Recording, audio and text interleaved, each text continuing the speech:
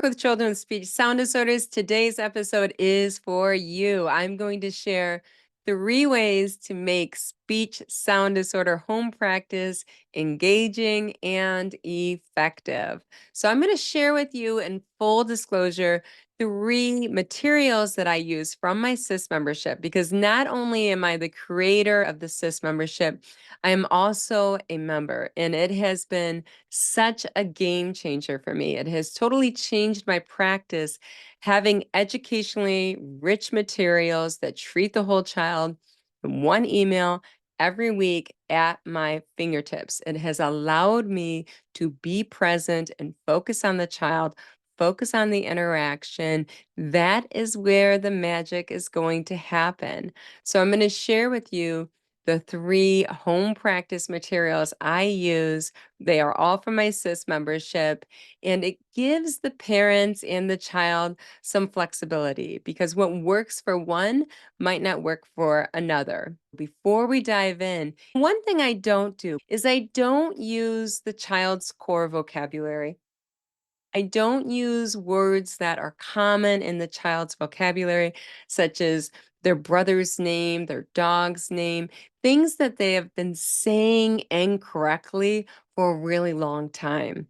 And the reason I don't do that is because there is a history of errored speech, errored motor planning, errored motor programming, errored motor execution that I would have to overcome in order for new learning to occur.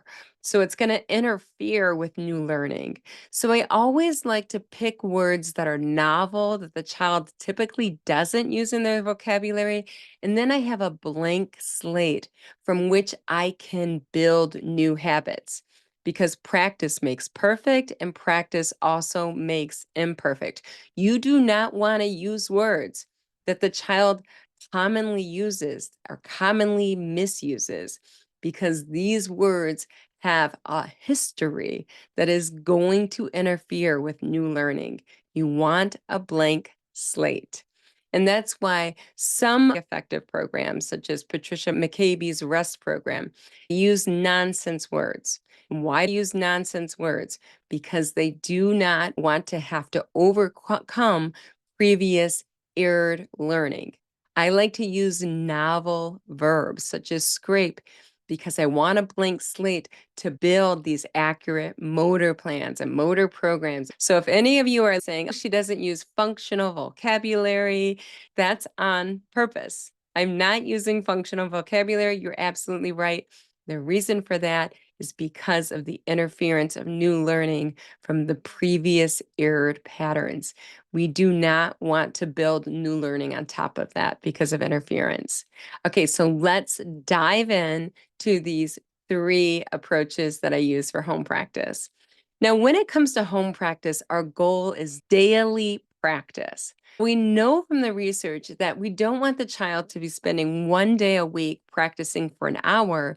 We'd rather that the child is practicing frequently in short sessions. So what I want to do is I want to find some routines in which I can embed this home practice into, in which the child is doing this every single day for a couple of minutes. When I look at how can I make home practice effective, I'm going to ask 4 questions. The first question is, I'm going to say, how can I have there be a visual reminder for them to engage in the home practice? The second question that I'm going to ask is, how can I make this really easy to do? So it's not cumbersome. It's like, okay, bring out the folder, bring out the stickers, bring out the chart, bring out the little marker, and there's this whole big multi-step system. I just want this easy to do. Number 3, I want to make it attractive so that it looks fun, like a game board. Think Candyland. You just look at the game board Candyland and you're like, this is fun. That's what you want your home practice to look like. Fun, fun. And then the next thing we want to do is we want to make sure that the activity is engaging and fun. And that's going to come with the cueing, in which we tell the parents, like, this is how we're going to cue the child. And we're going to pass the baton, in which the child is going to become the teacher. And the reason the child's going to become the teacher is because we're using the same targets. We keep changing the targets, we're changing the goalposts, we're changing the goal. The child cannot take ownership of the learning experience.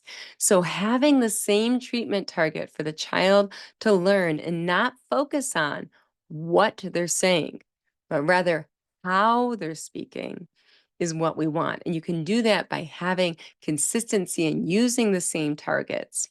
Let's talk about the first option that I have, and this is the most powerful, the treatment target paragraph. So I have a complex paragraph with 3-element blends, with 2-element blends. The child says the entire paragraph. Now, with this paragraph, I laminate it and I tell the parents, I want you to go ahead and I want you to tape this up with mailing tape on the routine that you're going to do this every single day. You're going to read through this paragraph every single day with your child. So it could be brushing your teeth. It could be getting dressed and having it on the closet when you get your clothes out of the closet. It could be the bedtime routine. It could be taped onto the desk right there. Some parents even tape it onto the car because they spend so much time in the car, and it's taped right on the back of the seat where the child's car seat is, so they can actually read the paragraph right there. All I care about is that we can habit stack it and we can put that onto something they're already doing every single day. And oh, it's time for bed. Okay, what do we do first? Oh, first we get to, not we have to, we get to read our paragraph. So they're going to read their paragraph and then they get to read the story after that. That's something they do every single day. We don't need any decision fatigue. We don't need any, oh, should we work on the homework or should we not work on the homework? Taking that attention. No, it's just, that's just what we do. We don't say, should we brush our teeth today or should we not brush our teeth today?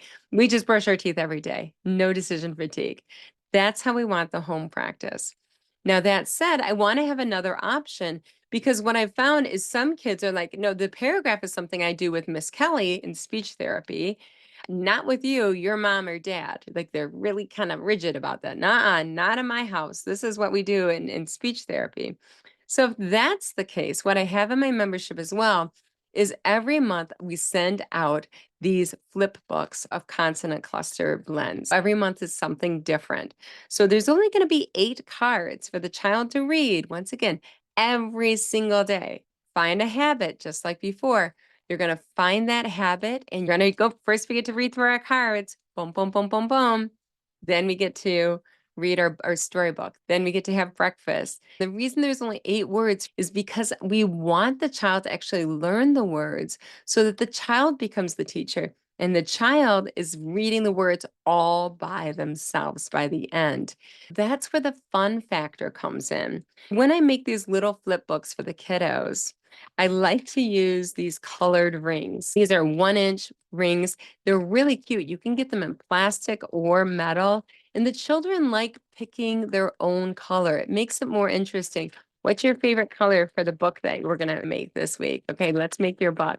Then they get to bring their book home. So you can get them in plastic or metal. The plastic are a little bit cuter for preschoolers and they are durable. I got those from Amazon, but of course, we always want to shop at our local small business. If you can get them from a brick and mortar store, that's always optimal. Let's look at the third option for home practice. So every week, every child I service on my caseload, I have a Google Slides deck that matches the theme that we have that week with our movement activities, the sound of the week that we're focusing on that week, or the blend of the week. This is based on the Handwritings Without Tears developmental model. So we start with sounds that are simpler to write. And the reason we do that is so the occupational therapists, the child's preschool teachers, and myself, we're all focusing on the same sound of the week. We like to support each other. If that's possible to do in your work setting, that's a wonderful thing to do. If it's just you doing that theme in your therapy activity, you have that continuation where the home is supporting what you're doing in therapy. With this, I have a Google Slides deck, and that's about 8 different activities. They're highly engaging. They're not amygdala stimulation video games. They're very educationally rich. I share the links and I tell them pick 1 or 2 activities out of here that you think a child would enjoy that would improve their speech, language, and literacy activities. What we have is we have 3 different types of speech sound disorder activities that the parent can practice on a daily basis. The variety of activities means there's something for everyone. It's kind of like when you go and you work out. Maybe you're not into Zumba, but maybe you're really into the spin class, and that's what works for you. I like to have variety for the parents. So maybe they're not into the paragraph. Well, then we have the flip book. And maybe they're not into the flip book or the paragraph. We have the Google Slides deck. But there's something that works for the parent, something that works for the child and for their families. That's really important that they have three options to support what we're doing at school.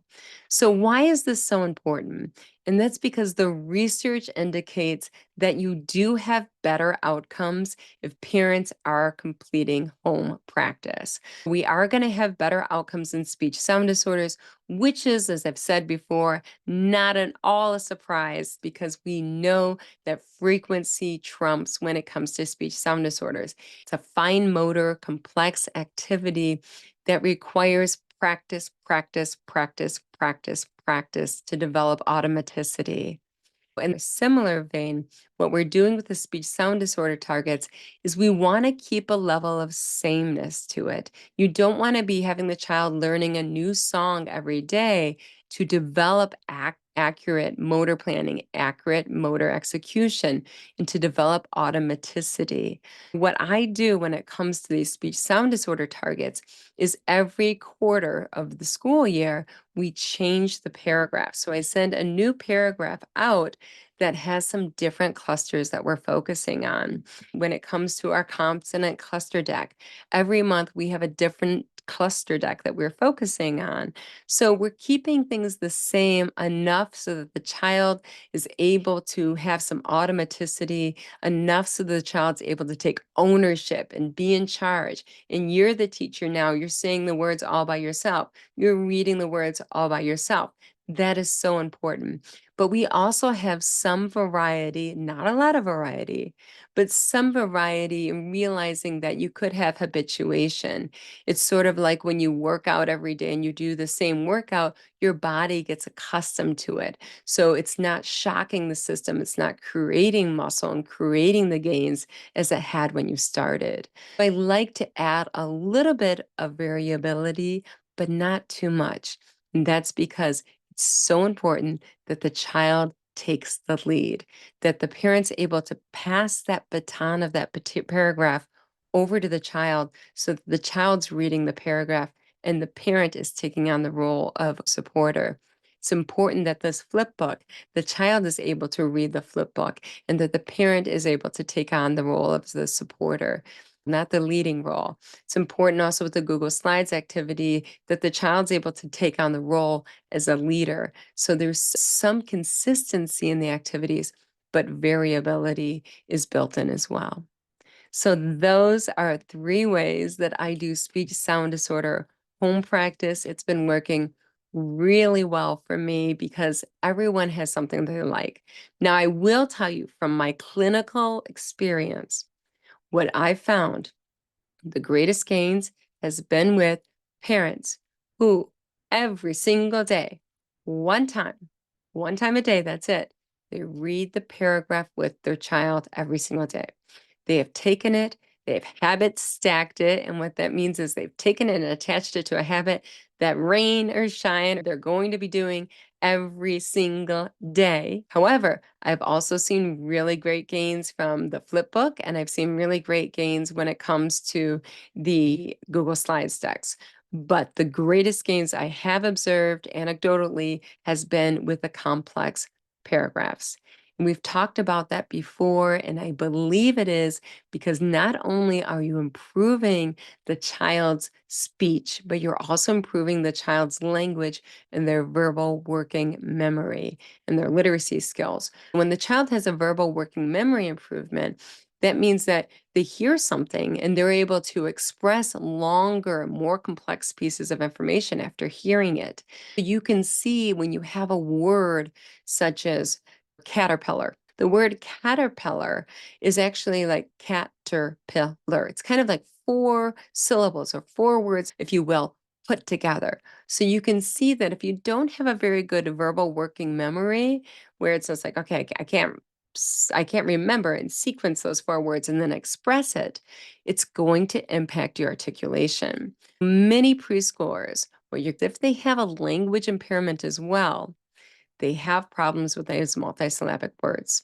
A lot of them will reduplicate or they'll delete. So caterpillar might be kappa, you know, and that's not necessarily occurring in the mouth, but it's occurring because of their verbal working memory.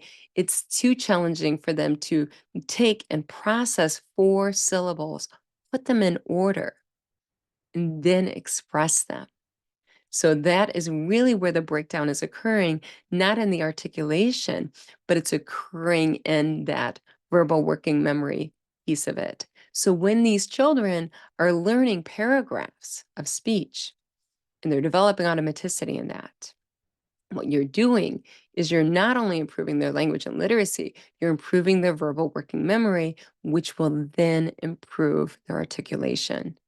The paragraph's powerful for many reasons, but you're going to get better gains if you work at the paragraph level in your speech and in your language than if you work at a single word level or even a sentence level. I just wanted to nerd out with you a little bit there. In closing, I just want to give you a huge thank you. It means so much to me that you are at the drawing board with me and changing lives with me and innovating practice with me, and bridging research into practice with me. I just wanted to share with you an important award that I had received in my doctoral studies.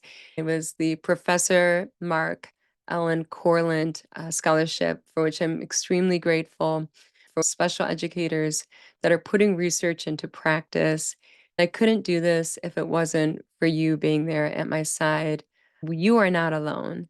I am at your side, and there you are changing lives, and keep doing what you're doing. I know it's hard when you're innovating practice. It's hard when you're first at something. It's hard when you're not doing what everyone else is doing. But I want you at the end of the day to answer to yourself and answer to the children you service. And that is all that matters. So take all of this information, roll up your sleeves, and make the world a better